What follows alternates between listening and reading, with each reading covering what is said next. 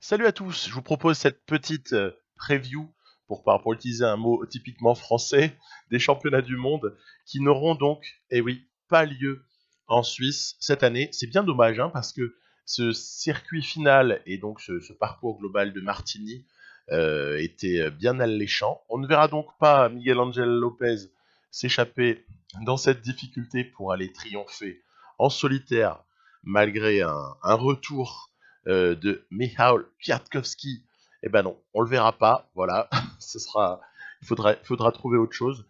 Bon, déjà une bonne raison pour laquelle on le verra pas, c'est que l'ami Lopez, il est pas sur la liste. Il y est, mais bon, on pense pas qu'il soit encore en canne pour aller performer sur le circuit d'Imola. On ne verra probablement pas non plus Enric Mas faire ce qu'il fait ici sous vos yeux, même si derrière débarquer Nibali, non, non, non, non, non, pas possible, pas possible. Les Australiens, ils y seront pas, ceux-là.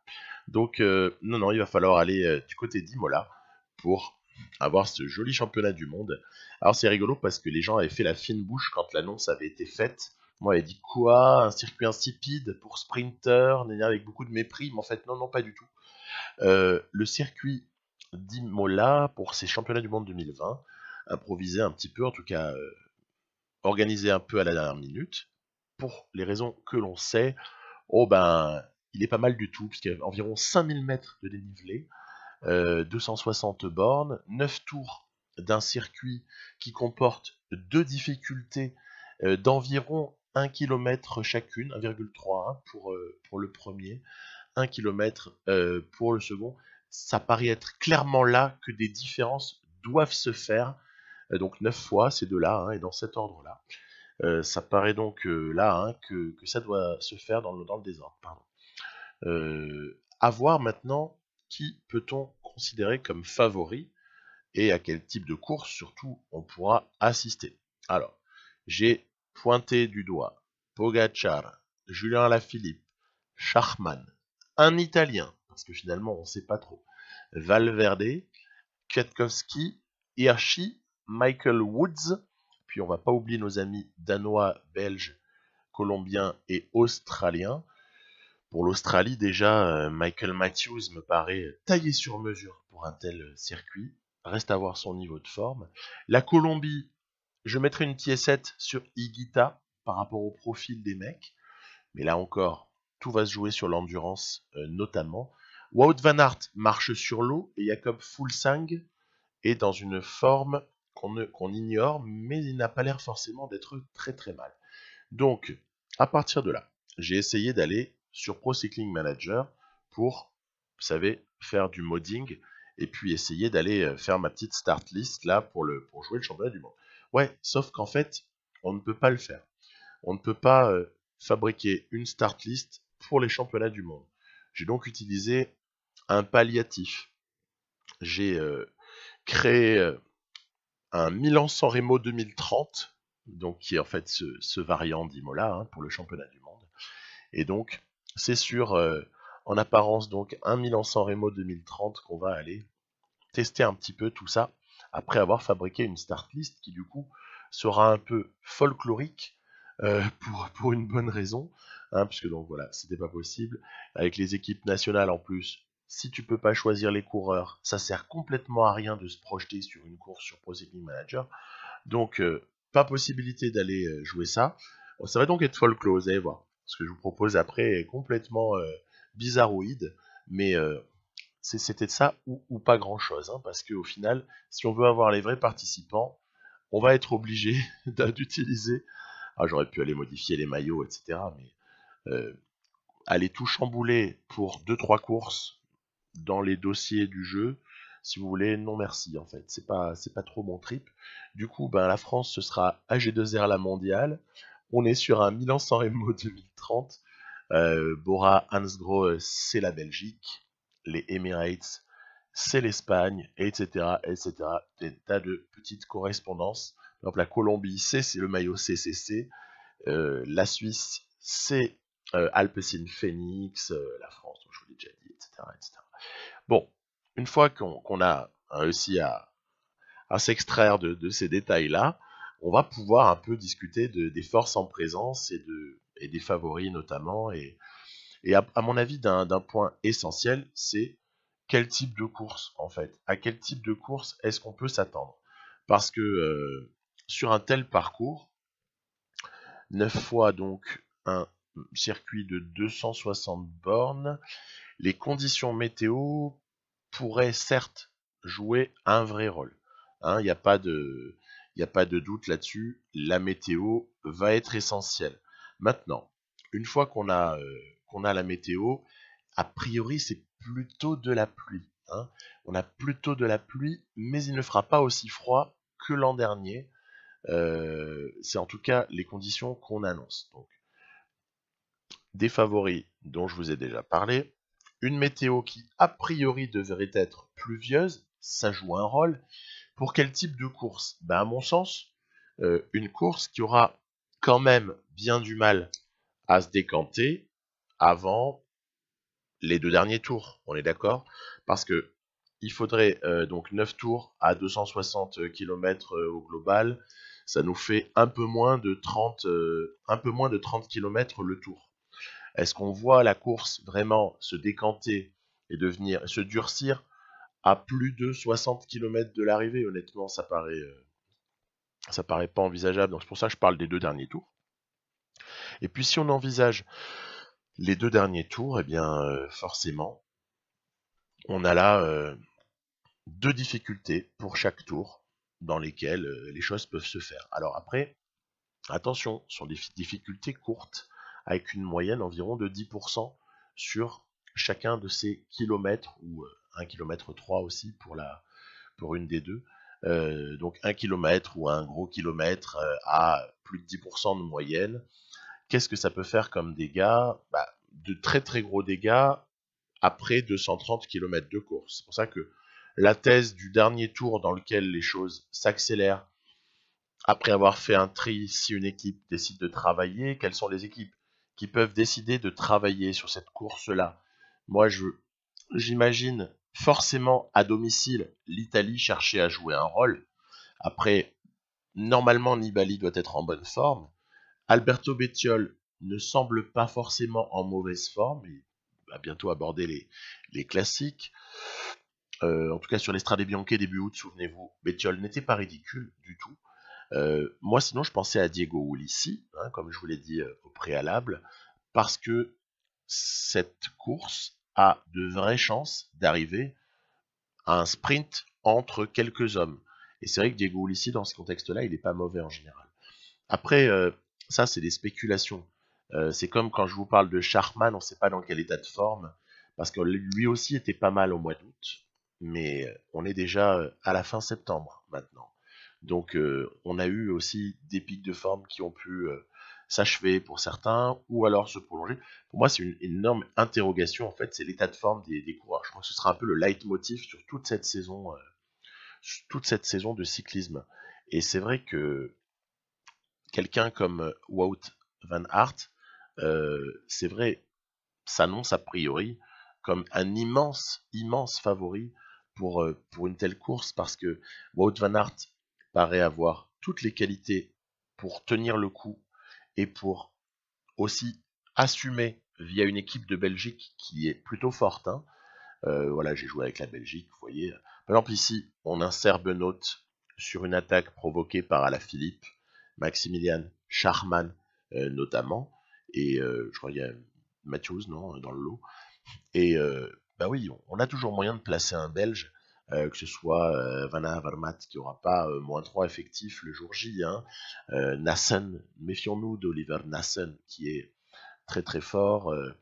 Voilà, il y a comme ça des coureurs. Après, pour moi, c'est sûr que Alaphilippe, Michael Matthews, Pogacar, à mon sens, et Marc Hirschi présentent le plus de garanties, entre guillemets, par rapport à ce qu'on a vu récemment, présentent le plus de garanties pour pouvoir contester la suprématie éventuelle de Wout van Aert, qui a encore prouvé d'ailleurs sur le contre-la-montre il y a 2 jours qu'il était plus qu'en grande forme.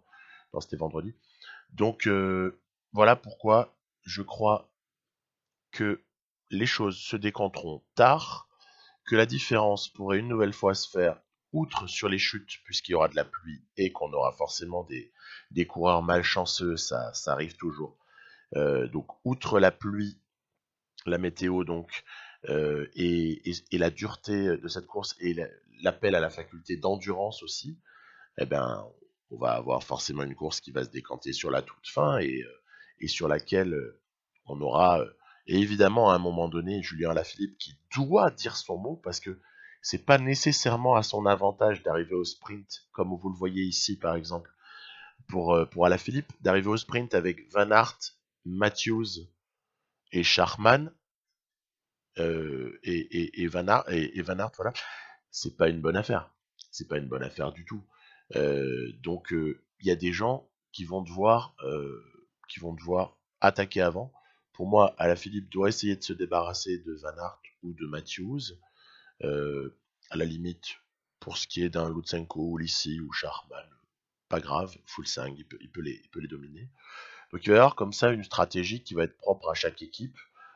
Bon, en tout cas, je pense que l'Italie devrait forcément à un moment donné mettre en place un plan qu'elle aura prévu. Ça me paraît juste essentiel. Ouais, j'avais commencé à vouloir jouer avec la France. Puis je me suis dit, non, non, par superstition, évite d'être champion du monde avec Alaphilippe avant qu'il le soit réellement. Parce que franchement, c'est une année sur laquelle il peut vraiment le faire. Et puis du coup, je me suis décidé après de vous proposer une deuxième version de cette course-là, mais avec la Suisse de Marc Hirschi, qui a tellement éclaboussé de son talent le Tour de France que nous avons vu. Donc, je crois beaucoup en l'Italie qui tente quelque chose. Après, lequel de ces coureurs sera en mesure de planter une banderille? Pas évident. On peut même imaginer Nibali qui est moins surveillé et qui s'en va dans la descente, hein, et qui conclut. Hein. Après tout, sur PCM, ça ressemblerait presque à du Liège-Bastogne-Liège, je veux dire, dans la manière dont on peut ou pas se détacher sur la toute fin. Hein. C'est juste pour ça, évidemment, sinon c'est pas le même profil de course, euh, mais sinon, dans la réalité, je crois qu'on peut s'attendre à une lutte entre les 4-5 meilleurs et puis une petite explication. À moins, encore une fois, quelqu'un arrive très très fort et qu'on ne le sache pas réellement.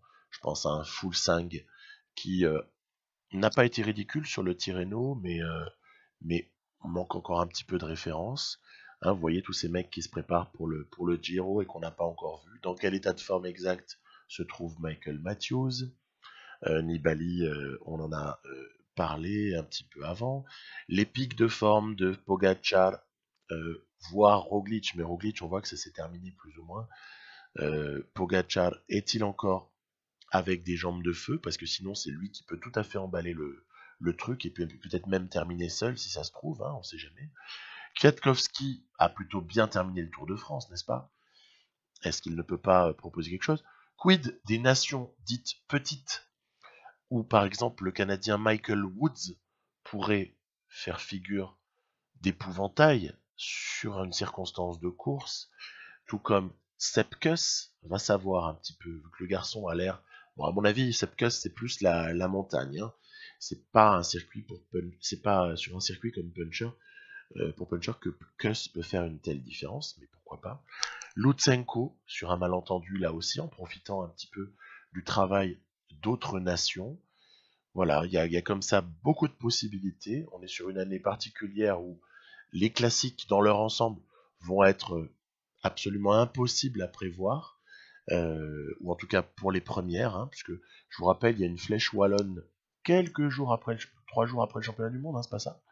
Et puis direct, on enchaînera avec quelques jours plus tard, pardon, Liège, le début du Giro, et puis après un week-end complètement fou le 10 et 11 octobre avec Amstel le 10, Gore-Wevelgem le 11, Tour des Flandres le 18, Paris-Roubaix le 25 pendant que le Giro se termine et qu'on arrive au sommet du Tourmalet sur la Vuelta. Donc tout va être tellement condensé, tout va être tellement accéléré, on a tellement peu de recul sur la possibilité pour un coureur d'avoir un long pic de forme unique sur une saison. Là, je pense à Pogacar, qui aurait comme ça coché deuxième semaine, troisième semaine de tour, plus championnat du monde, on ne peut pas l'exclure. Julien Alaphilippe, qui aurait lui par contre dit, Tour de France, on a vu qu'il n'était pas très en forme. Hein. En tout cas, c'était pas du très grand Julien Alaphilippe. Donc, qui aurait prévu tout ça et pour lequel ce serait tout à fait normal et avec simplement un pic qui est prévu plutôt pour les championnats du monde. En tout cas, c'est génial qu'ils aient lieu parce que ça aurait été absolument affreux de ne pas avoir de championnat du monde. Déjà qu'on a été privé de tellement de choses. Tiens, voilà d'ailleurs une attaque ici, c'est l'ami Charman. Moi, j'essaie de m'accrocher avec Marc Hirschi. Moi, je crois beaucoup aussi en Hirschi. Quel coureur phénoménal! Il nous a montré qu'en fait, il était beaucoup plus qu'un simple espoir. Il est déjà une valeur à prendre en compte du peloton. Je veux dire, Hirschi, c'est déjà étonnant le niveau de ce gamin. Bon, plein de choses. Hein, en tout cas, si je devais miser, ah là là, je suis tellement impressionné par Pogacar sur le dernier tour. Il me semble tellement infatigable. Et puis avec en plus du punch. Hein. De tous les grimpeurs, c'est probablement le meilleur puncher. Hein, Pogacar, on l'a vu. Hein, de toute façon, à chaque fois qu'il y avait une situation de sprint entre grimpeurs, il l'a réglé à son avantage. Hein, donc Pogacar va être imprenable. Wout van Aert va être... Mais comment est-ce qu'on peut arriver à faire vaciller Wout van Aert? Et en même temps, la Belgique s'est présentée de nombreuses fois à des championnats du monde en situation assez favorable, avec toujours des constats d'échec depuis un certain nombre d'années. Donc, est-ce que la France aussi arrivera à vaincre ses propres démons? Où on s'aperçoit que ça fait quand même 2 fois que la France aurait peut-être pu gagner, hein. Et puis pour des raisons totalement différentes, bon, je crois qu'il faut surtout penser à 2018, hein, bien sûr, hein, mais pour des raisons totalement différentes, vous avez comme ça des échecs à chaque fois, hein, en tout cas pour ce qui est du titre mondial, bien sûr, puisque en soi, podium pour Bardet n'est pas non plus un échec cuisant. Toutefois, n'oublions pas Valverde, puisqu'on parle de 2018. Je l'ai trouvé que Solaire, par exemple, terminait plutôt pas mal son Tour de France. Il y a des gens, donc, en fait, sur la forme du moment, qui peuvent nous inspirer confiance, mais également aussi le facteur indéniable sur les championnats du monde, c'est le facteur course d'un jour, donc opportunité, donc finalement l'inexplicable peut aussi arriver et on peut être en face d'une énorme surprise à la Mats Pedersen l'année dernière, puisque qui aurait cru, même dans les derniers kilomètres, que Pedersen allait damer le pion à Trentin au sprint. Voilà. Donc n'oublions jamais qu'un sprint après 260 bornes, ce n'est pas un sprint après 180 ou 200 km. Et surtout, je vous souhaite un super championnat du monde. On reparlera de tout ça sûrement sur le Discord avec les gens qui y sont très très fréquemment. Je serai devant ma télé avec enthousiasme et très bon week-end à tous. Bye bye.